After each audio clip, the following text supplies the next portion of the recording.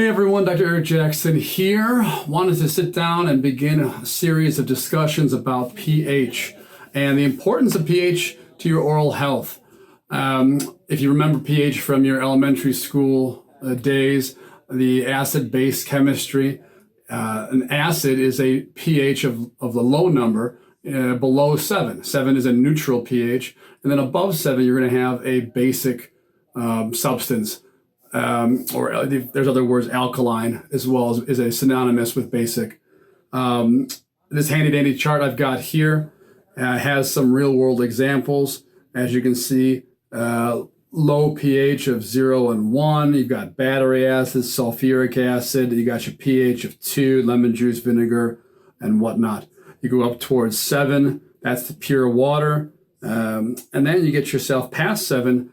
Then you go up to pH of 13 and 14, and you've got bleach, oven cleaner, drain cleaner, caustic soda.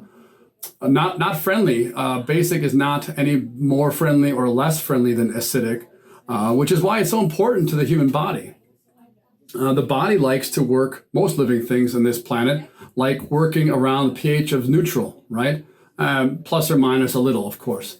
And so our bodies are no different. pH of 7 is kind of ideal. And so we want to be able to see a consistent pH in the mouth of around neutral, because logically too acidic causes problems and too basic causes problems as well. The body is usually quite good at this. The problem happens when we decide to start implementing our own logic, I suppose. Fads, especially, I'm going to pick on the one, apple cider vinegar being the one. You know, if you look online, apple cider vinegar, there are devotees that swear that it will do everything from lose weight, dissolve your kidney stones, relieve migraine headaches, kill and even slow cancer cell growth. All these things, I'm not a medical doctor, obviously. I'm not going to weigh in on that, but I can weigh in on people who are ingesting and drinking a lot of this apple cider vinegar are absolutely tipping the pH scale of their mouth towards acidic. And that commonly causes dental problems. The same goes with lemon juice, a much lesser extent. It's a little bit less intense. Perhaps, 2.5, 3 on the pH scale. But if you're drinking a big, wonderful glass of lemon water all the time, yes, you might think you're hydrating, but it's actually acidic. And so let's talk about why and how that affects your teeth. Healthy enamel starts to dissolve on its own at around a pH of 5.5. If you are a grinder, or if you have some broken down portions of your teeth and the dentin is showing, the dentin being the underlying layer underneath the enamel, typically it's a little bit more yellow. It'll actually dissolve at a much higher pH.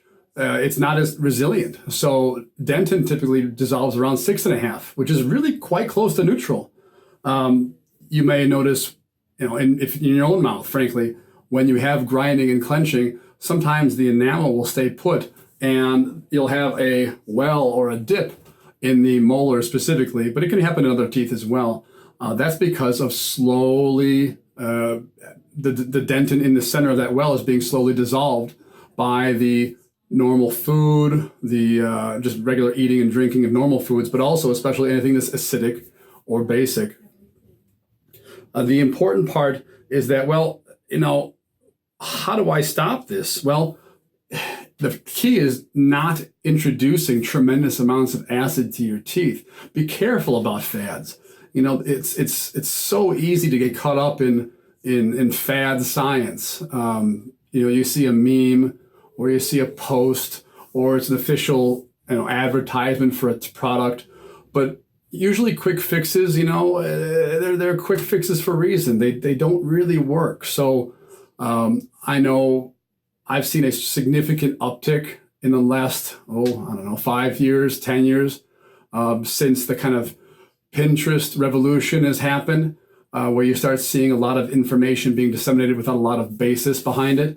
So do this and get this, and drink this every single day and lose belly fat and this, and maybe it works, maybe it doesn't. It's not my place to say, but I do know a lot of these have other negative consequences, many of which are to your teeth.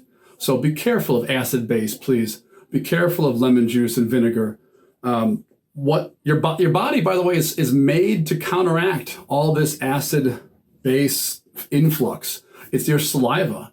And so ultimately, your saliva is one of the main functions. It has many functions, but one of the main functions is an acid-base buffer. So if you have a very acidic meal, you have a glass of red wine with your pasta, the saliva that's produced by eating and drinking and whatnot, as a response to that, it helps to kind of just even out and bring that pH back closer to 7.